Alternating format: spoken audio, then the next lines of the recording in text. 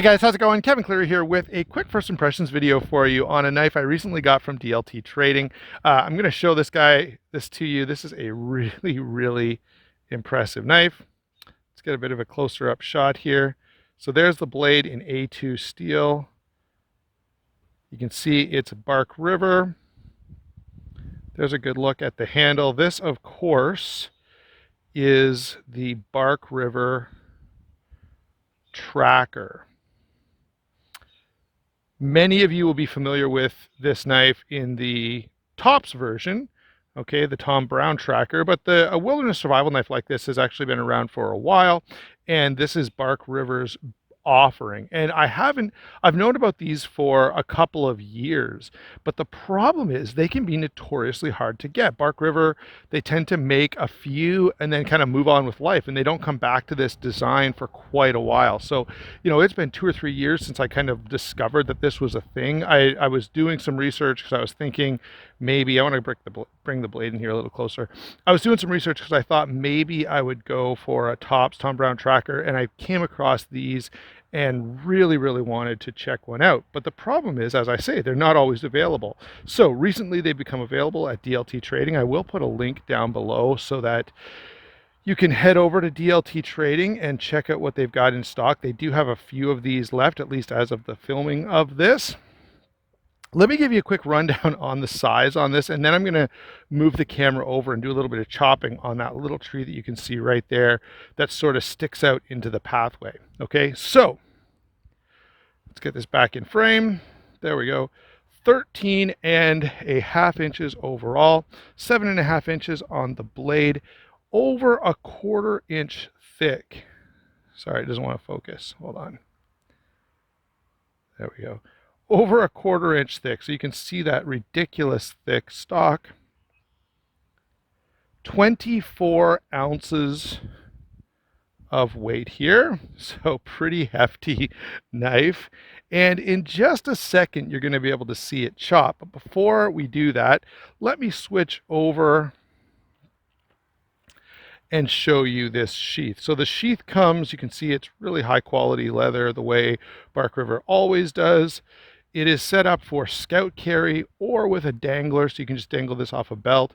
The only thing that's missing here for sort of dangler carry is some way of tying this around your leg. You'd have to loop your string through one of these scout carry spots. Anyway, for me, this knife is going to have a couple of different roles, so I don't know how I'll end up carrying the sheath. I will test it in all the different variations, just so that when I do the full review, I have a little more information for you. But I plan to bring this on for a couple of different purposes in my truck when I'm biking. So I've got that one knife that can kind of do a bunch of different jobs.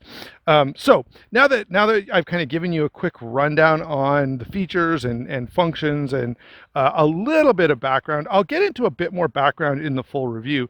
Let me just pause. I'm going to move the camera closer to this little tree that's sticking out into my path that I want to cut down anyway, and you'll be able to watch me do that.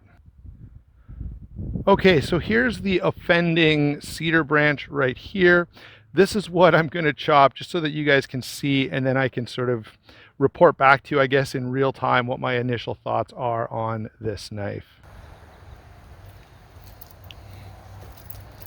All right, guys, so here we are. Just going to see if I can chop this guy out of the way. It's biting pretty well, as you can see. I'm going to switch sides so we can come at this from the other side.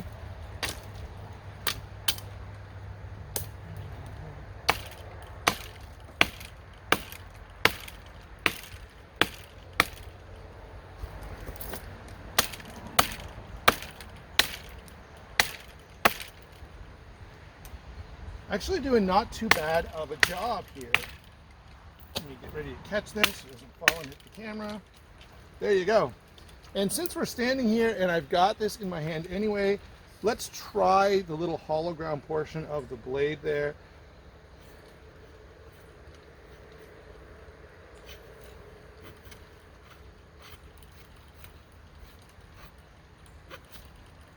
All right, there you go, guys. So let me come back and give you my initial impressions of this knife.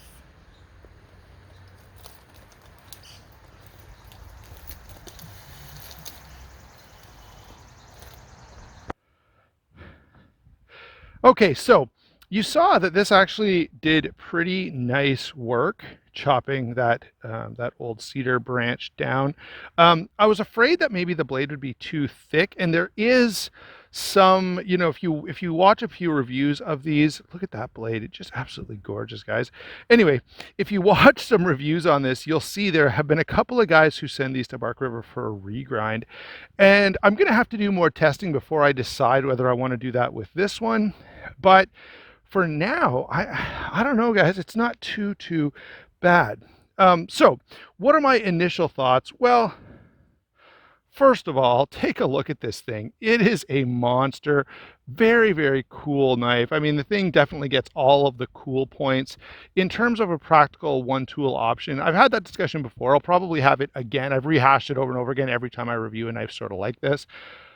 But as a one tool knife to get a bunch of different jobs done, it's probably okay. But when you do that, you run into the typical problem of all multi-tools, and that is, they're trying to do a bunch of different jobs and they're not going to be great at any single one of them.